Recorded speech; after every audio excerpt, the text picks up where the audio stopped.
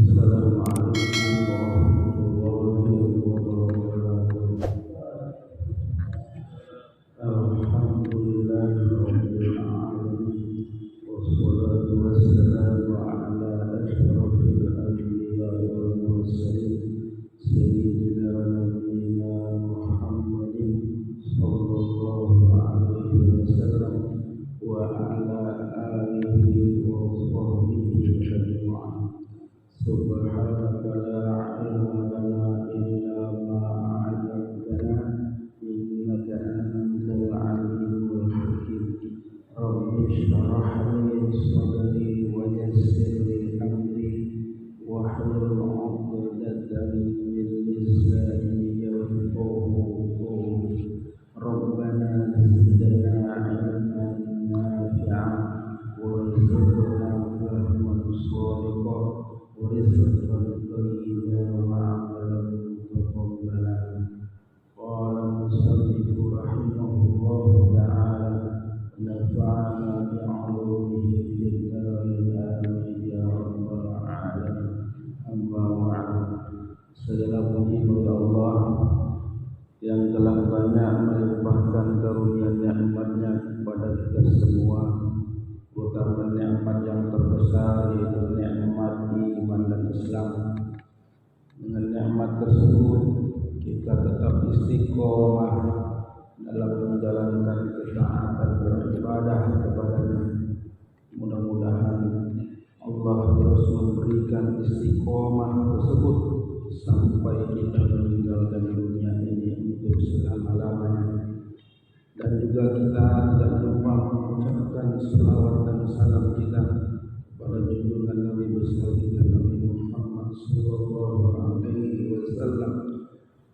Mudah-mudahan dengan selalu kita mengucapkan salam dan mengirimkan salawat kepada beliau, kita mendapatkan syafaatnya di hari kiamat kelak nanti, yang mana syafaat itu sangat dibutuhkan bagi kita semua nanti pada hari kiamat, karena selawat itulah yang akan menyelamatkan kita daripada dahsyatnya huru-hara hari kiamat pada waktu itu di padang mahsyar, dan juga dapat menyelamatkan kita daripada siksa azab api neraka. Dan dengan selawat itu juga syafaat dari Nabi, kita dapat masuk ke dalam surga Allah Subhanahu wa taala. Mudah-mudahan kita mendapatkan syafaat beliau di hari kiamat nanti. Amin ya rabbal alamin. Bapak-bapak, ibu-ibu, hadirin hadirat sekalian yang dirahmati Allah Subhanahu wa taala, kita pada kesempatan pertemuan kita pada malam hari ini kita akan membuka ayat kita tentang masalah tasawuf. Dalam sebuah hadis Nabi kita Muhammad sallallahu alaihi wasallam, ya, kita baca dulu. Al-babul awwal fi bayanu ajaibil qalbi.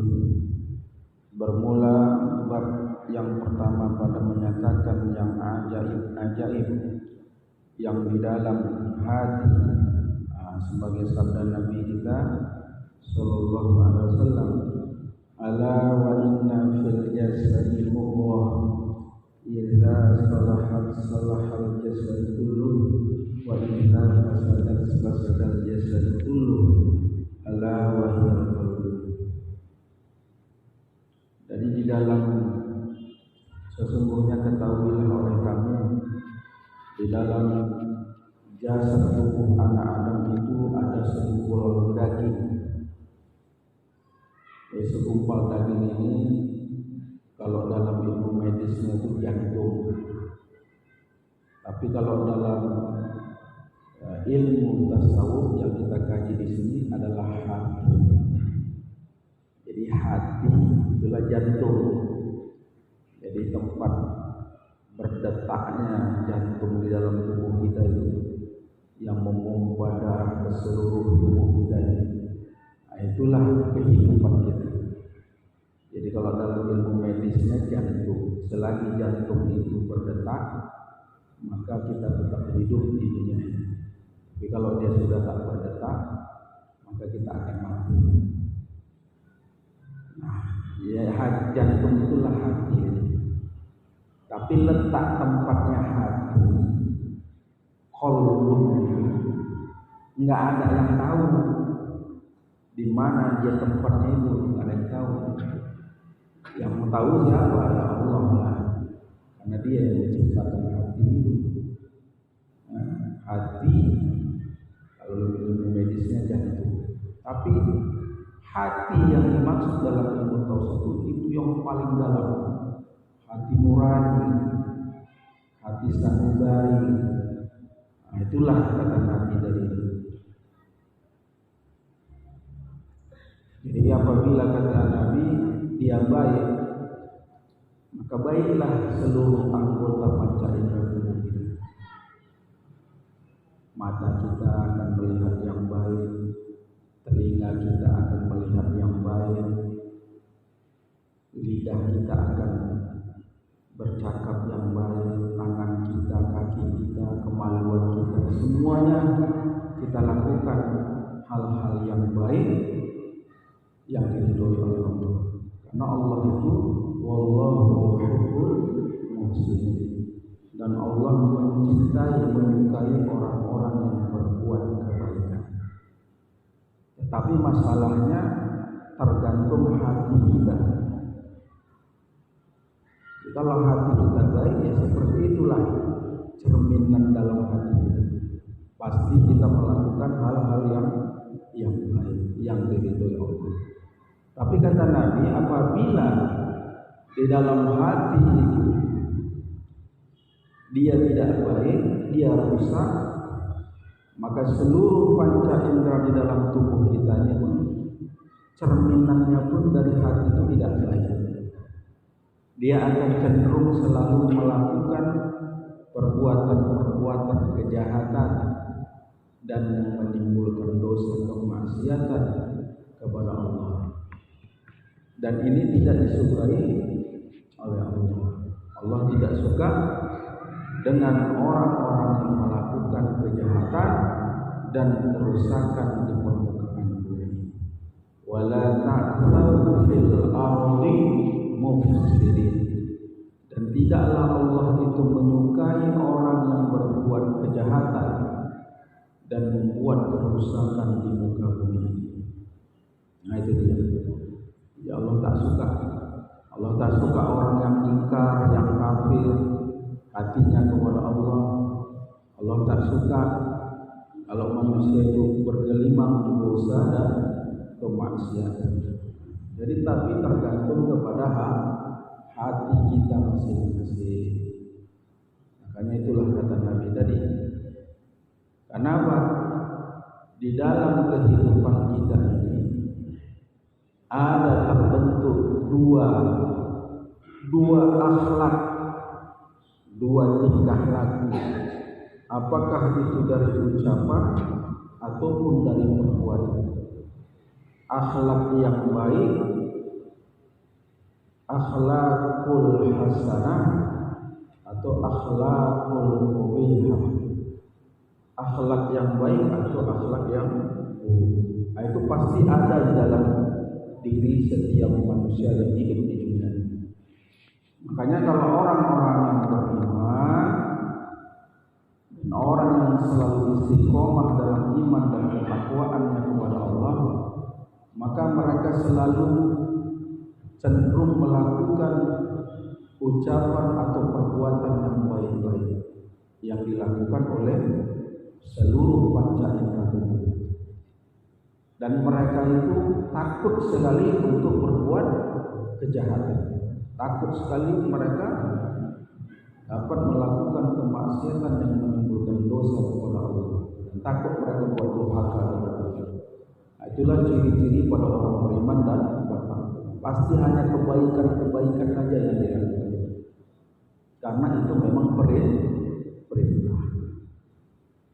Sudah pasti tentu hati orang yang beriman itu, yang bertakwa itu, hatinya itu pasti bersih hatinya itu pasti baik hubungannya kepada Allah ataupun baik hubungannya kepada manusia, itu pasti baik. Makanya Allah sangat cinta, sangat menyukai orang-orang yang beriman dan bertakwa. Balasannya nanti adalah diberikannya kita pahala yang besar di sisinya dan dimasukkan kita nanti ke dalam surga.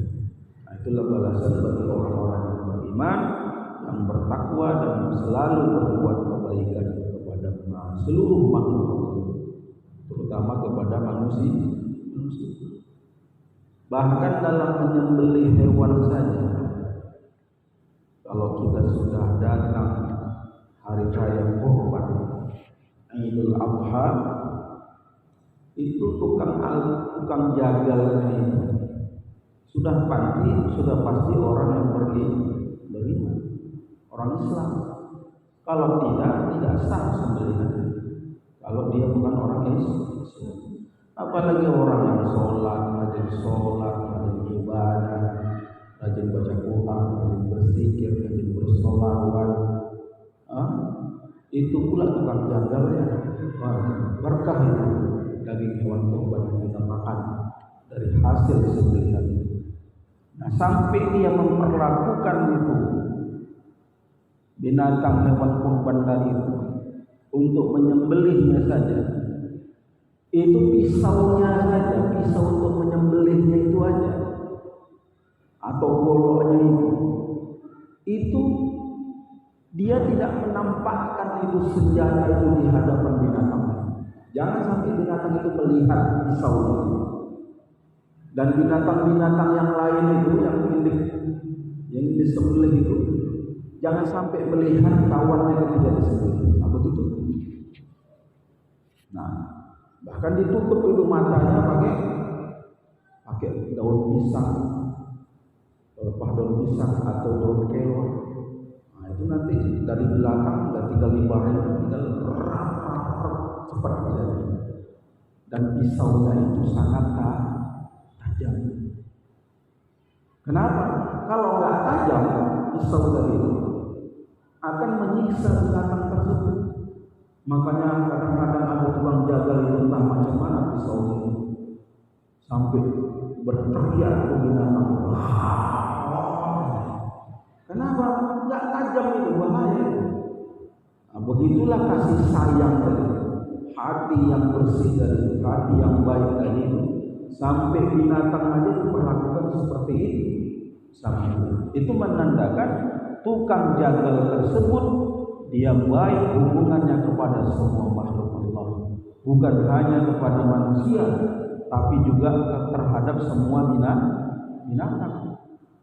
Jadi kalau ada tukang jagal itu begitulah seharusnya, bukan hanya mengkaji dalam ilmu fikihnya saja, asal terputus dua urat saluran pernapasan dan makanannya itu dah sah, kan begitu. Jadi fikih itu pun kalau disertai dengan tasawuf, maka kerja itu lebih indah, lebih cantik, dan mungkin lebih banyak manfaatnya. Sama seperti kita sholat. Kalau laki-laki sholat itu kan tertutup antara pusat dan wajib. Jadi kalau dia sholat hanya pakai sarung, dinaikkannya ke atas sarungnya itu, ditutupnya pusatnya, ditutupnya itu, tapi tak pakai dia baju, buka baju di sholat. Kalau menurut fikih sah sholatnya, tapi dalam segi ilmu tasawuf kurang adab. Kenapa ada pakaian? Kenapa nggak ada pakaian? Sementara kita menghadap siapa? Menghadap Allah yang Maha Indah. Innallaha jamal. Allah itu adalah yang Maha Indah. Jadi kalau kita berhadap dengan Allah, ya betul-betul lah kita pakai perhiasan kita. Perhiasan di sini adalah pakaian yang menutup aurat kita ketika kita beribadah kepada Allah. Itu bagi wanita. Bagi laki-laki ya lengkapilah. Makanya ada sebagian ulama kita itu pakaiannya itu kalau dia beribadah sama Allah itu luar biasa. Sampai pakai sal, pakai sorban lagi, pakai jubah lagi, pakai minyak wangi lagi. Hanya kalau mau ke masjid bersiwak lagi ya, gosok gigi, supaya apa nggak tahu belumnya. Jadi siwak itu bagus untuk membersihkan mulut. Karena apa? Kita berhadap kepada Allah. Maka ulama itu luar biasa amalannya. Bukan hanya yang wajib-wajibnya saja dilaksanakannya, tapi yang sunat-sunat pun dilakukan. Kenapa? Dia berhadap kepada Allah. Dia memiliki adab kepada Allah. Itulah hati yang bagus tadi. Apalagi sampai berbuat kejahatan. Terniat aja pun nggak akan mungkin. Misalnya kalau adalah perempuan tengah malam jalan, kampung kita udah sunyi nih Bu ya, udah sunyi betul di kampung ini. Ada perempuan jalan, cantik pula, tidak pula menutup auratnya, pakai rok pendek segala macam. Kalau perempuan seperti itu mengundang kejahatan kan? Udah pasti mengundang kejahatan. Di tengah malam jalan, tidak menutup aurat secara syar'i. Kalau seandainya jumpa dengan orang yang bersih hatinya, yang baik hatinya, dia bukan niat untuk berbuat jahat, tapi dia menetes, mengalir air matanya. Kenapa mengalir air matanya? Karena dia kasihan nengok tuh perempuan. Kenapa di tengah malam yang sudah kampung itu sunyi, gak ada orang, dia pergi tengah malam tanpa menutup aurat secara syar'i, malah berpakaian transparan begitu, pakaian rok pendek ketat, mengundang kejahatan. Dia malah nangis. Kenapa? Kalaupun dia datang itu perempuan, dia nasihati. Kenapa dia pulang malam-malam? Ini sudah jam berapa? Bahaya, di mana rumah kamu? Kalau enggak biar saya antari pulang. Kan gitu. Itu kalau laki-laki yang beriman, yang bertakwa, hatinya bersih. Tapi kalau hatinya buruk, hatinya rusak, siaplah perempuan itu. Selesai. Gimana kalau jumpa perempuan ini? Terlintas untuk berbuat baik dan buruk aja tidak ada. Bahkan kita ingin menolong. Kenapa? Karena orang beriman, tiap hari sholat, tiap hari berwudu, sholat, apa enggak bersih hati lagi? Berzikir kepada Allah terus. Apa enggak lembut hati itu? Bersih hati. Enggak akan mungkin kita melakukan kejahatan ini, karena hati kita suci, bersih, baik. Tapi kalau jumpa dengan laki-laki ya, rombongan laki-laki itu, apalagi yang kayak sekarang kan, geng-geng motor segala macam, berapa orang udah dibunuh, dibacokin semua. Itu menunjukkan hati mereka itu rusak, tak bersih lagi, kotor hati mereka, sehingga cenderung hanya melakukan keburukan. Bukan memberikan manfaat bagi manusia, tapi malahan melakukan perbuatan kerusakan di dunia ini, membuat manusia itu menjadi tak tenang. Kita pun takut kan? Ke Medan sendiri. Di jalan mana tuh? Pergi pulang balik tengah malam. Udah was-was kita tuh. Kalau ada yang orang entah berapa kereta, kita udah ketakutan. Jangan-jangan. Dan menunjukkan hati itu tidak bersih. Tapi kalau hati yang bersih selalu melakukan yang bermanfaat aja untuk diri.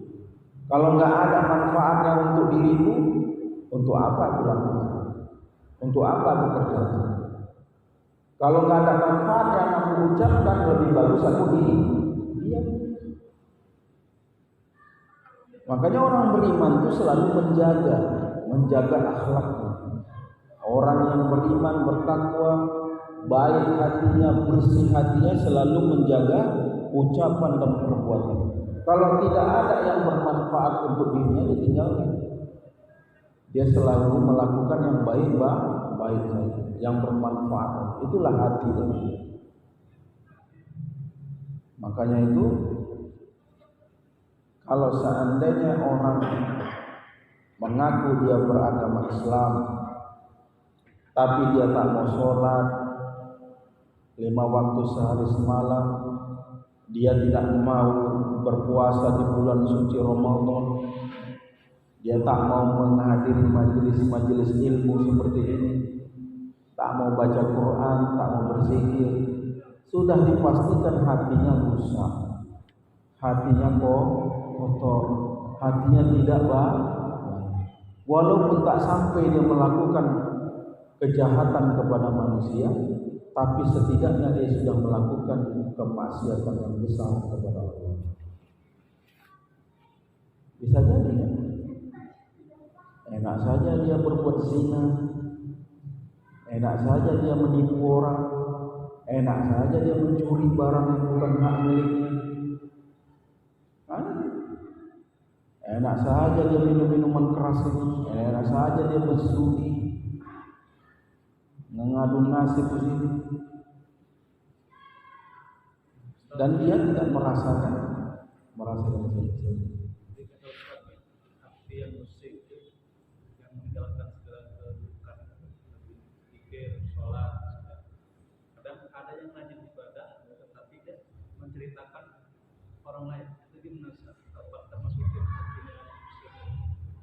kalau dia sudah rajin ibadah, sholat 5 waktu dijaganya, sholat sunat dia, tahajud dia, duha dia, tapi mulutnya suka menceritakan keburukan orang lain, ghibah dalam kitab itu,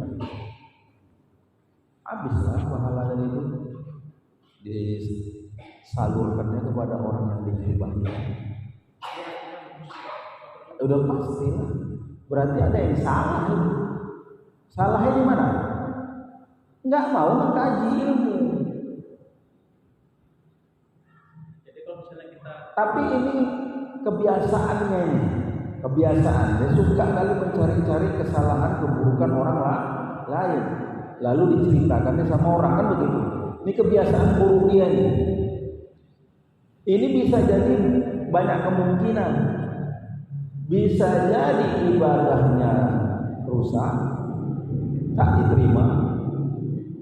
Bisa jadi dia tidak mau duduk di majelis ilmu seperti ini karena belum tahu ilmunya, kan? Tapi kalau dia sudah tahu ilmunya, dia sudah duduk di majelis ilmu tapi masih dibuatnya, tapi saya yakin setelah itu dia pasti istighfar kepada Allah. Habis itu dia minta maaf kepada orang yang diceritakan keburukannya. Itu pasti bersih hatinya itu dia. Karena manusia itu tak luput dari kesalahan dan dosa dan lupa. Jadi kalau dia udah, kita berdua, kita ceritakan dia, aduh istighfar, astagfirullah, salah nih kita ini. Kenapa kita terlanjur menceritakan simpulan begini-begini? Ini kan berarti kalau dia dengar, dia tidak senang dengan apa yang kita bicarakan. Maka kita minta ampun kepada Allah pada waktu itu, istighfar, kita datangi dia, kita minta maaf supaya dia memaafkan kesalahan kita. Kayak gitulah dia. cerita politik gimana? Cerita politik di mana? Cerita politik kan artinya menceritakan orang juga. Ceritakan pemimpin begini. Ya kalau dia menceritakan begitu ya sama juga lah itu. Ya, macam mana kita mau minta maaf kan? Minta ampun aja sama Allah banyak-banyak. Atau doakan dia supaya dia jadi pemimpin yang bagus. Karena paling mudah kali mencari-cari kesalahan orang. Jadi belum bersih lah hatinya, termasuk Iya. Orang yang beriman itu Jangankan untuk menghibah orang, menceritakan keburukan orang, berkata yang sia-sia aja pun dia tak mau. Lebih bagus diam. Kalau orang yang banyak diam, selamatlah dia. Itu berarti orang alim, orang bersih hatinya itu. Tapi kalau udah banyak ceritanya, cakapnya, apalagi sampai di kedai kopi, habis sholat duduk mendok di kopi, cerita di situ, cerita ulok lah. Gak ada yang cerita orang lagi. Kalau orang beriman tidak begitu dia. Apa kata Nabi?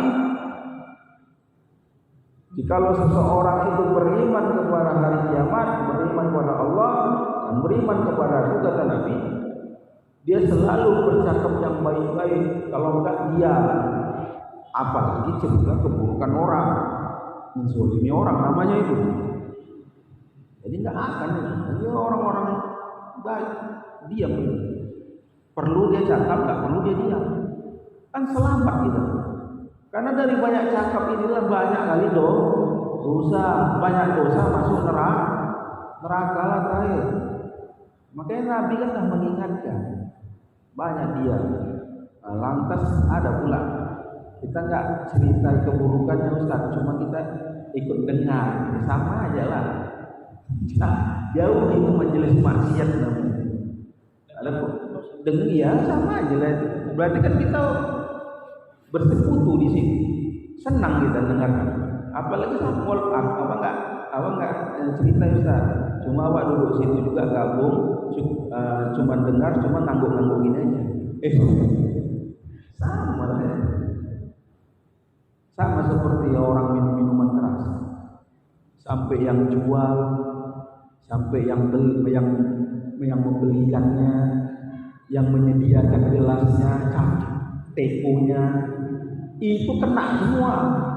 Padahal dia enggak nih, tukang yang jual minuman keras itu enggak minum. Yang menyediakan gelasnya, menyediakan teko ceretnya, dia enggak minum. Tapi sama kena dosanya itu. Dosa besar. Karena tolong menolong dalam berbuat dosa.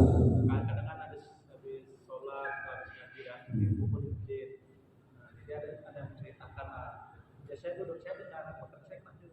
Kenal, jelas kenal ya, jelas lah. Ya, ini. Kalau kita sanggup, kita ingatkan mereka. Kalau sanggup, kalau enggak pergi dan doakan mereka mudah-mudahan sadar apa hidayah Allah. Makanya saya cerita pribadi saya itu bergaul itu macam tak ada. Saya bergaul sama siapa? Istri saya, anak-anak saya, keluarga saya. Saya kalau udah pulang ngajar, saya pulang ada keluarga. Bahkan lebih nikmat saya kumpul dengan istri saya, dengan anak-anak saya. Saya ajarkan mereka kadang-kadang ada Al-Quran. Rasa lebih nikmat. Nggak ada saya berliburan lagi ke rumah sana, rumah sini, apalagi ujung-ujungnya ceritakan orang. Makanya saya, kalau dibilang orang kurang pergaulan saya mana? Di majelis kayak gini-gini aja udah. Nggak ada yang apalagi sampai berpikir awak nongkrong di kedai kopi segala macam. Nggak ada. Walaupun nggak ada yang ngapa-ngapain, cuma cerita-cerita aja. Jadi udah. Karena apa? Kalau dalam ilmu ini nanti ada namanya bab khalwat, bab menyendiri dari keramaian manusia. Tapi menyendiri itu bukan yang menyendiri menung-menung sendiri, nggak ada kerja. Ya ambillah Al-Quran, ambil buku-buku agama, baca, berzikir, berselawat, atau ajarkan anak-anak kampung kita Al-Quran. Ada ilmu macam tadi, itu bagus tuh ngajar Quran. Khairukum man ta'allama al-Quran wa 'allamahu.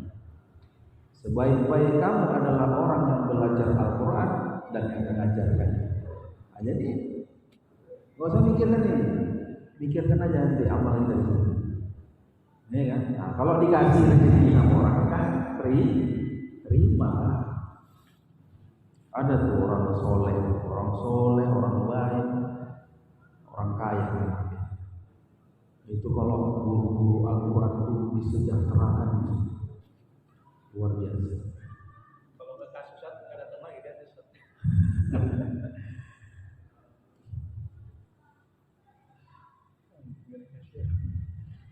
Itulah dia ibu ya.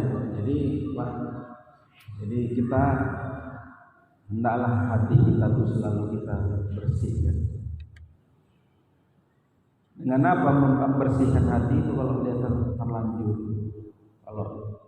kalau kita berbuat salah, berbuat maksiat dosa, itu satu titik hitam melekat di hati kita. Kalau nggak pernah kita bersihkan, lama-lama menumpuk satu titik hitamlah hati tadi. Kalau udah hitam hati tadi itu, nggak mau deh kayak gini, nggak mau. Apalagi sholat, yang baik-baik mau. Kita suruh begini nggak mau, dia cenderungnya yang jahat-jahat. Kalau hatinya itu kotor, buruk, karena dosa itu satu titik di hati tidak dibersihkan. Kalau kita macam mana hati yang bisa kotor hati kita sementara kita sholat? Kalau kita sholat aja berguguran dosa-dosa kita, hati kita dibersihkan Allah.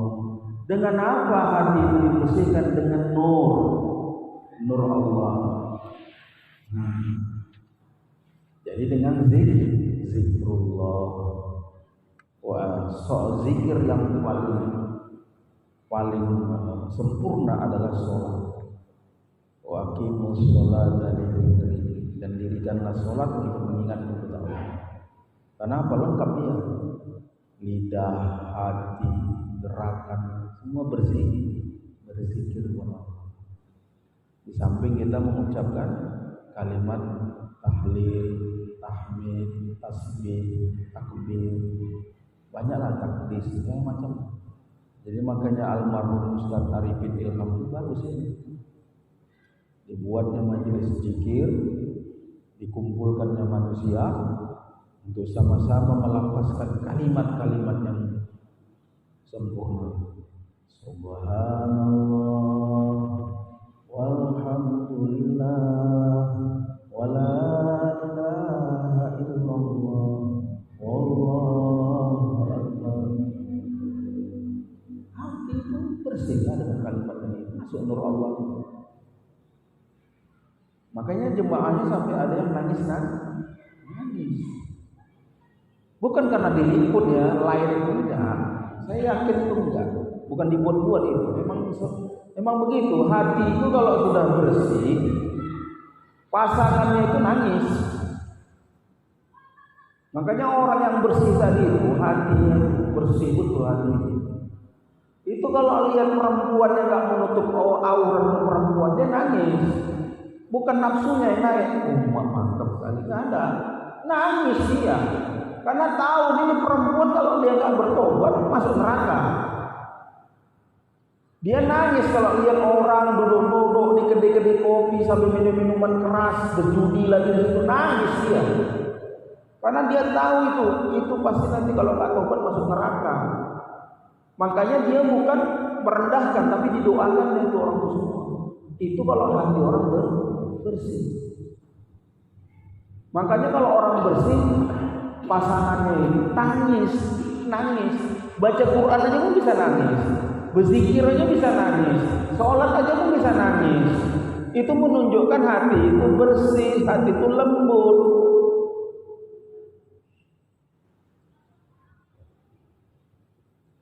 Selalu dia menangis.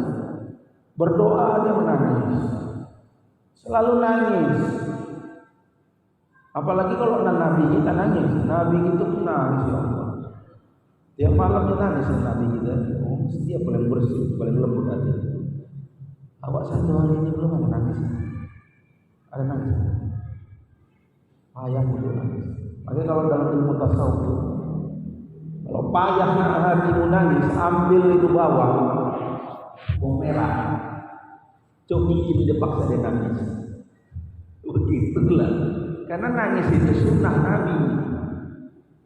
Setiap air mata yang mengalir, ini mata ini kalau dia mengalir tangisan tadi itu karena dia cinta atau takut kepada Allah, atau dia kasihan dengan orang-orang yang berbuat maksiat tadi itu, didoakannya sambil dia menangis, ini akan bisa menghalang perisai daripada api neraka. Tak akan tersentuh mata kita daripada sambaran api neraka. Bahkan tangisan itulah yang akan dapat mendatangkan rahmat Allah yang luar biasa, sehingga kita selamat. Makanya para ulama itu hebat-hebat yang menangis. Ulama itu banyak ilmu, tapi banyak ilmu itu nggak ada dan petenteng-petentengan itu nggak ada. Nganggar-nganggar ilmu, wah aku hebat aku. Apa yang nggak aku dapat? Ribuan kitab tertukaran, Al-Quran 30 juz di kepalaku, jutaan ribuan hadis di kepalaku. Persoalan agama yang apa yang nggak aku pelajari? Semua yang aku pelajari. Nggak ada dia merasa hebat juga. Yang ada mah tawadhu, rendah hati. Selalu apa? Menangis. Ulama itu menangis. Apa tangisan ulama yang paling mengikuti sunnah? Bagaimana seluruh umat ini supaya selamat dari azabnya Allah? Itulah tangisan ulama. Jadi dia bukan hanya menangisi dirinya sendiri, menangisi keluarganya, tapi menangisi seluruh manusia agar supaya selamat daripada azab api neraka. Itu yang ditangisi para ulama. Itulah kenapa hati mereka itu bersih, lembut, selalu berzikir kepada Allah macam-macam. Kaca yang kotor itu kalau selalu dibersihkan, apa nggak makin kilat dia? Makin kotor atau makin kilat? Makin kilat lah kaca itu. Kalau udah kilat enak nggak dipandang kaca? Bersih. Makanya tawadhu. Kalau dipuji, mereka ucapkan alhamdulillah, Allah yang memiliki ilmu, aku hanya diberi ilmu. Bukan ilmu disombongkan, bukan harta disombongkan, bukan jabatan disombongkan. Apa disombongkan? Awaknya apa kali buat? Dari nutfah dari air yang memancar dari tempat yang hina, dari air kencing keluar. Apa yang mau sombongkan? Apa yang mau banggakan? Banyak ilmu. Naik kereta terempas ke aspal, kepala error masuk rumah sakit. Jangankan ilmu, nama itu tak tahu dulu. Allah itu yang maha hebat, Allah itu yang maha berilmu. Kita ini nggak ada apa-apanya. Ilmu itu, tujuan untuk ilmu itu membersihkan diri kita daripada kebodohan di dalam diri kita ini. Itu tujuan. Niatnya karena perintah Allah, bukan perintah untuk menjadi ini menjadi itu. Ini baru hafal satu hadis, udah satu masjid salah ini. Kalau dalam sholat johir ini tetap tapi hati kita Berkata-katanya macam mana? Misalnya kan, ya saya makmum kan, baca Al-Fatihah kan, salah nih bacaan hati, tapi mulut tetap baca. Mulut baca. Itu kadang bercerita ada semacam dua orang di dalam hati. Kadang dia berbicara tentang hal yang lain. Besok ngapain itu nggak bisa dalam hati itu tempat-tempat ketawa. Termasuk kita mendoakan Allah tapi bisa. Itu makruh hukumnya itu. Berarti nggak khusyuk juga di sholat. Sholat dulu kalau bisa khusyuk lah. Ada kata-kata hati itu biasanya setan bermain. Jadi harus ingat kita pada Allah. Kayak kita sholat itu mesti khusyuk, badan hati kita itu khusyuk, tenang. Jangan ada lagi kata-kata hati, melukis di sini bermain. Apalagi pas sholat, nanti habis sholat nih, aku bawa istri biniku makan mie ayam di pasar buah simpang. Dalam hati, mungkin paham gitu. Nah, jadi dihilangkan. Ingat, pas dia datang, singkirkan. Pas dia datang, singkir. Ingat Allah. Jadi setan tidak masuk dia kalau ada namanya. Kan bisa berdetak hati itu Allah, walaupun gak dilihat. Ini zikir kolbu, sir, tersembunyi. Jadi kalau dia datang kata-kata hati, zikirkan, mainkan zikir kolbu supaya menepis itu. Ini setan aja permainan itu, supaya mengalihkan kekhusyukan kita ingat pada Allah. Sementara sholat itu zikir. Antum kena, saya pun kena. Semua kena kita Pak ya Bu, pasti pernah begitu kan? Nah, makanya itu tadi nyiasatinya. Kalau datang dia sambil ingat hati kita terus berdoa. Udah aja Pak. Dan Bismillahirrahmanirrahim. Alhamdulillahirabbil alamin. Wassalatu wassalamu ala asyrafil anbiya'i wal mursalin. Sayyidina Nabiyina Muhammadin wa ala alihi wa sahbihi ajma'in. Rabbana ighfir lana dhunubana wa liwalidina warhamhuma kama rabbayana shaghira. Lil mu'minina wal mu'minati yawma yaqumul hisab. Rabbana zidna 'ilman nafi'a wa zidna fahman shalihan wa 'amalan mutaqabbala. Rabbana atina fid dunya hasanah wa fil akhirati hasanah wa qina adzabannar bi rahmatika ya arhamar rahimin ya rabbal alamin. Rabbana taqabbal du'a innaka sami'ud du'a ya mujibas sa'ilin ya rabbal alamin. Wassallallahu ala sayyidina